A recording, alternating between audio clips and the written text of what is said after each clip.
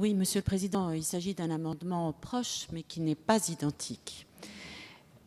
Cet amendement a pour objet de rétablir le consentement préalable du requérant séjournant en France métropolitaine afin qu'il soit entendu à l'audience de la CNDA, tout en donnant la possibilité au président de la juridiction de ne pas tenir compte du refus du requérant et de recourir à l'audience par moyen de communication audiovisuelle lorsque ce dernier est détenu, placé en rétention administrative ou assigné à résidence. Il m'apparaît que cette position est assez équilibrée et devrait recueillir l'assentiment de tous.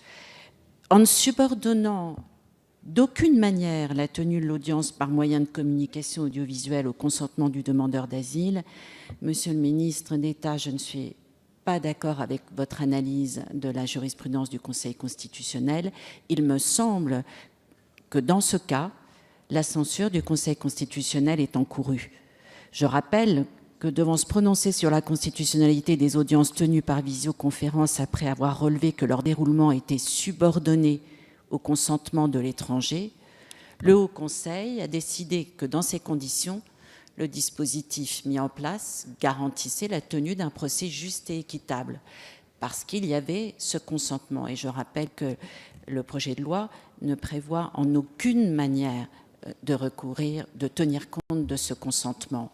Enfin, je voudrais dire que la généralité de l'expression « une bonne administration de la justice » qui constitue le critère de choix entre audience présentielle et audience par visioconférence laisse augurer que cette seconde forme d'audience va rapidement devenir la norme habituelle de traitement de l'ensemble des demandes d'asile.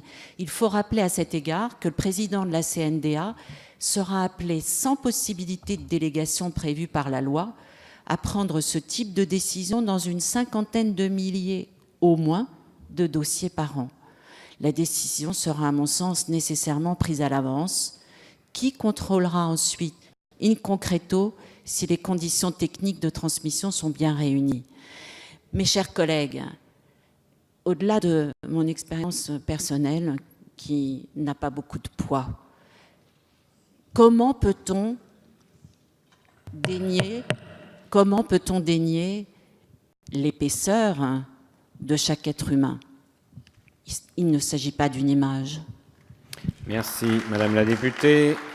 Madame la rapporteure, quel est l'avis de la commission? Oui, Madame Wisniewski, nous avons déjà eu cet échange en première lecture et en commission. Non, il me semble que c'est une bonne administration de la justice que d'appliquer le recours à la vidéo-audience pour tout le monde, quelle que soit sa situation, parce que ça ne doit pas être vu comme une sanction. Donc il n'y a pas de raison de l'appliquer plus à une personne en rétention qu'à une autre. C'est vraiment une bonne administration de la justice pour nous, ce recours à la vidéo-audience. Donc, avis défavorable. Merci, Monsieur le ministre. Même avis que